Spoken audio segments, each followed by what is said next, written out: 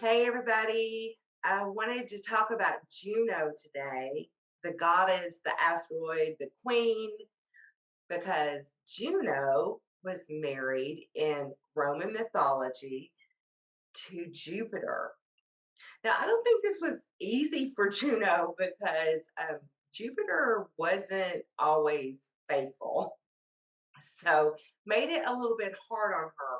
But she is the goddess that rules over committed relationships, um, soulmates, oh, and childbirth. So the position of Juno in our natal chart shows us the kind of person that deep in our hearts that our soul desires. And this is so interesting because it also shows us by house and sign how we might meet this person. So let's go through all of the houses and see how you might meet your soulmate, or if you already met your soulmate, how that worked out for you. And also the kind of person that your soul's craving, that your soul really wants. So, just a side note, when Juno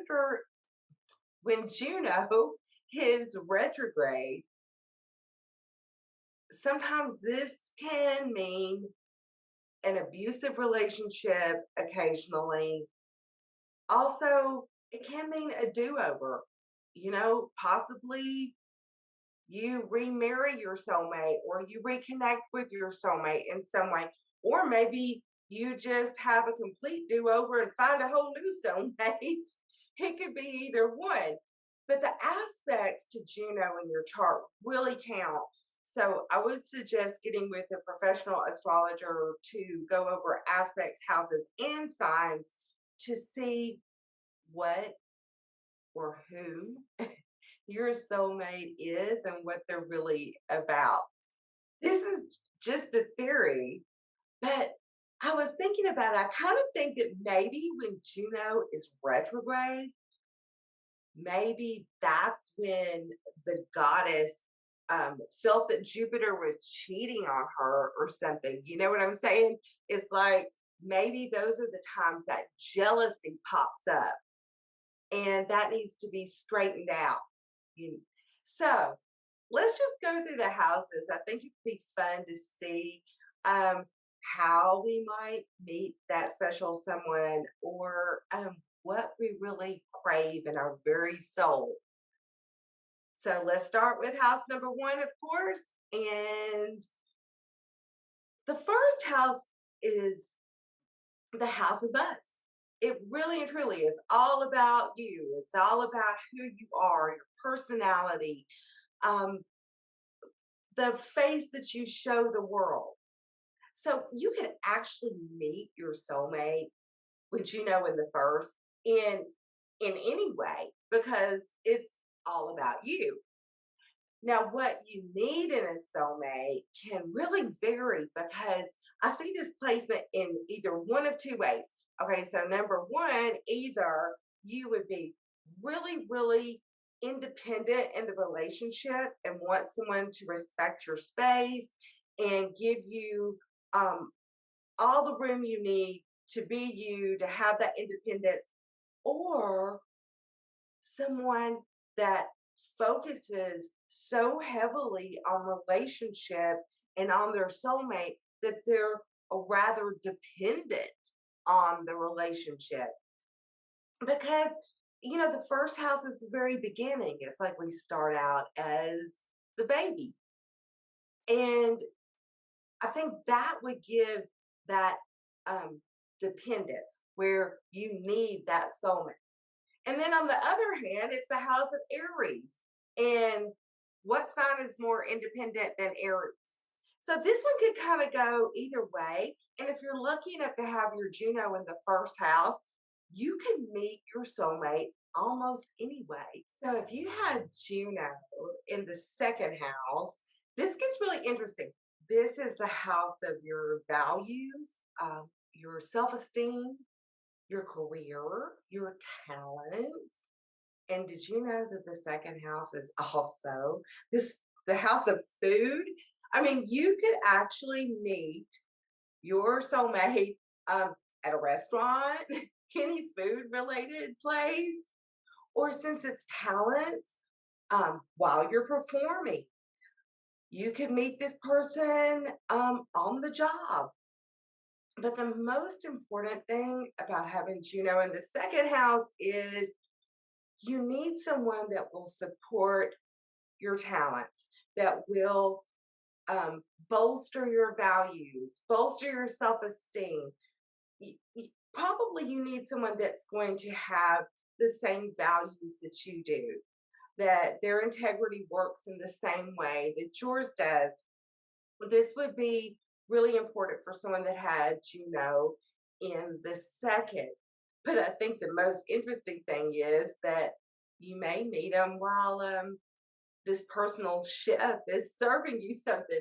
I mean, the possibilities are kind of endless, but I think that's the most fun one to think about. So let's move on to house number three. So our house of communication, our house of neighbors, siblings. Um, so this is pretty cool. I think if you have Juno in your third house, there is definitely a need for communication. Um, someone that you're able to really relate to, but you could meet them in so many cool ways. I mean, on a short journey, just traveling to another state, um, through your brothers or sisters or cousins or aunts, uncles, whatever. Those crazy happenings where a friend brings a friend to a party and, oh, yeah, this is so and so, and boom, you found your soulmate, right? I think that's so cool. There's the most important thing to remember about the third house, though, is that communication, the ability to just to get along and banter back and forth, I think is really important. You can even meet your through your third house, Juno, through a neighbor. There's a lot of ways that that could go, but my personal favorite is a short journey. Okay, let's go to number four. If you have Juno in the fourth house, so this is the house that's at the very bottom of our chart, just like the 10th house is the house that everyone sees.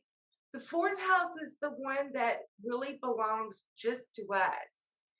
So I think if you have Juno in the fourth, privacy, someone that maybe is a little bit of a homebody, maybe what your soulmate your soulmate might be like, but you could meet someone through your realtor or a home repair. Oh, the plumber's coming. Oh my God, you just found your soulmate. It can happen as easy as that, or through one of your parents. You know, you never know. That one might be unlikely for some people, but it could definitely happen. I just believe that since this is the house really of our subconscious, that someone that maybe has some cancer traits, that ability to be understanding, that a water sign might be a good soulmate for a person with Juno in the fourth. But the ways you could meet them, home related, those are endless. I mean, I could have a lot of fun with that. I'm going to leave that for right now. Okay, if you have Juno in your fifth house, how lucky are you? Because that's your house of children, creativity, um, gambling, fun, sport.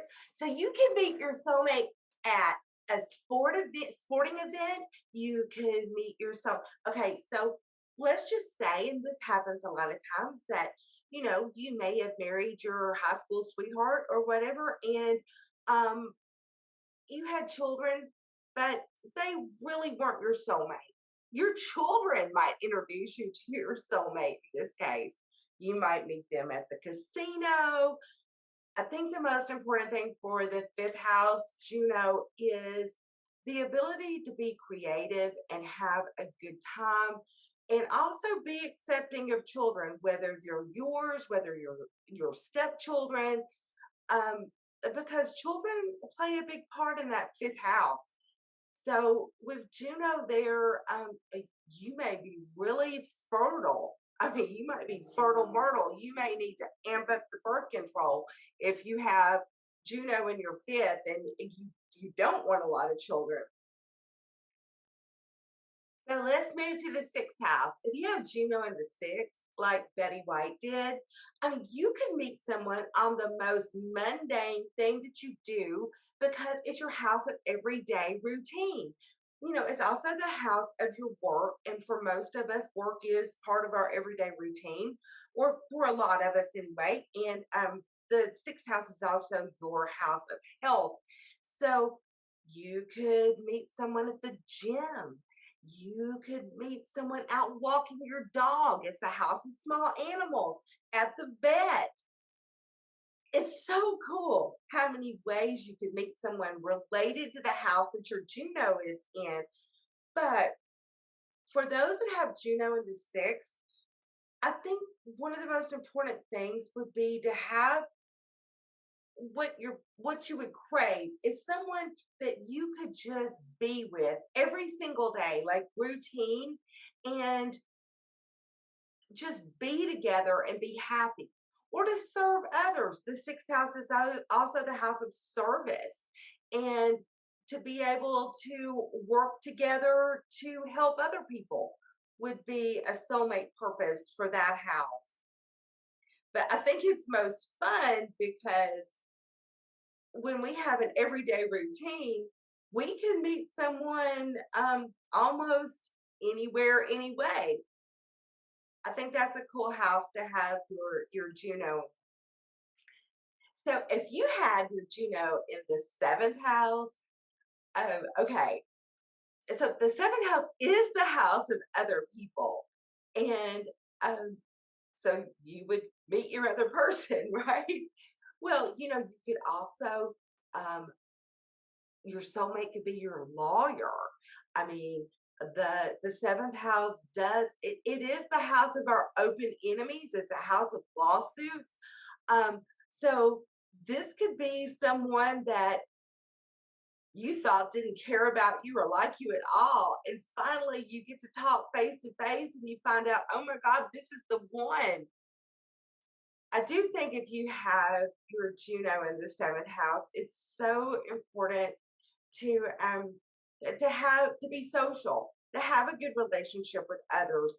Um, this, it's the Libra house, and Libras are so social. It would also balance would also be really important. You would need someone in your life that's balanced, that had their priorities straight, that had an understanding of your need to be social as well. It I really like this house because since it is the house of other people, I think again the ways that you can meet your soulmate are kind of endless in this house. But the person that you would consider your soulmate, deep in your heart, you would definitely want someone that was balanced and yeah, sociable. You definitely want that. Okay. If you have your Juno in the eighth house, wow, your soulmate could be your tax collector.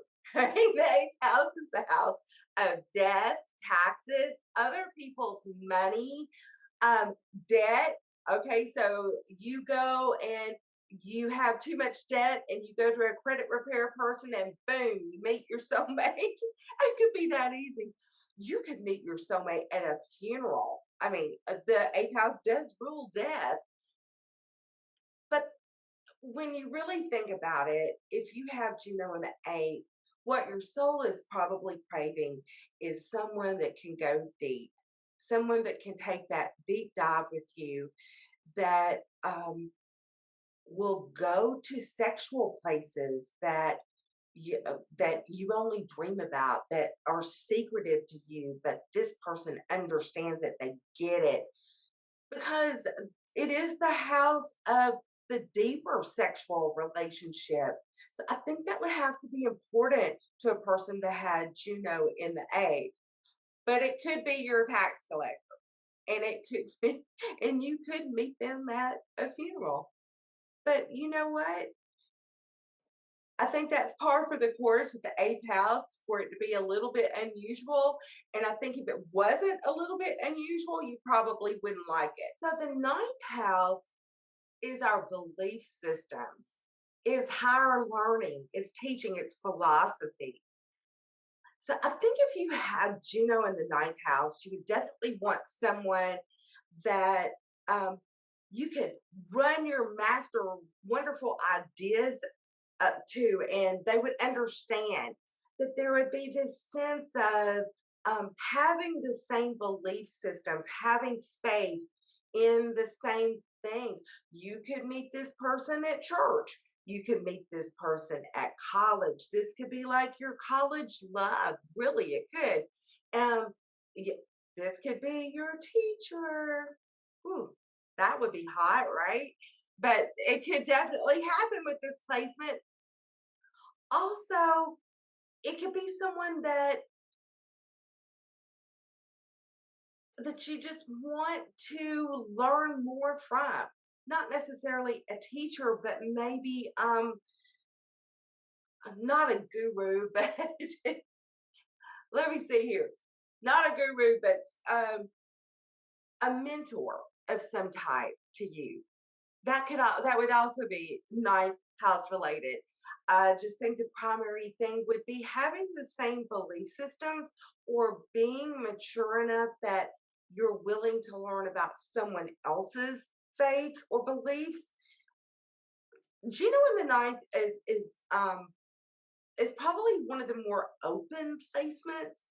I think people with ninth house placements, they are open about learning more about any other kind of faith, beliefs, philosophies. So it's a kind of an open placement. It's very nice, and I think that your soulmate could be just about anyone as long as you could learn from them.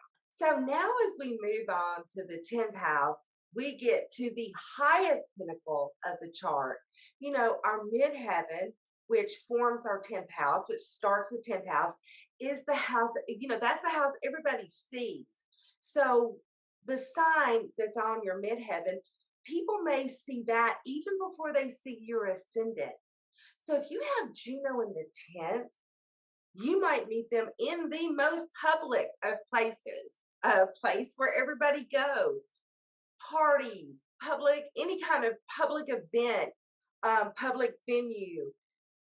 You may meet them through your career. But I think the 10th house is more than just our career. It's our meaning in life, what we really want to do with life. So if you have Juno in the 10th, you really need someone that understands your purpose, your purpose in life. It's a purposeful house. It's the Capricorn house. It's the house that those goats climb that mountain for. So you need someone that understands your very purpose, and maybe they might have the same purpose you do. They may be in the same career you are. That might be where you meet them.